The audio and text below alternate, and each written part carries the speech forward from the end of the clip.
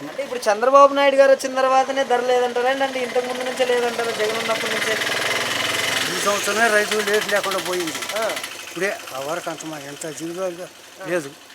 ఆ వరకు రేట్లు ఉన్నాయి, ఆ. ఇప్పుడు లేవు, ఏళ్ళు లేవు. ఓకే, అంటే ధర లేదంటున్నారు కదా, ఏ మాత్రం తగ్గింది ధర అంటే నిరుడితో పోల్చుకుంటే ఏ మాత్రం తగ్గా మనకు ధరలు ఎంత తగ్గుకుంటూ వచ్చాయి? ఏంది అని నాకేం తెలియదు. అంటే ఇప్పుడు ఎంత ఉంది ధర ఎంత కొంత అవుతుంది?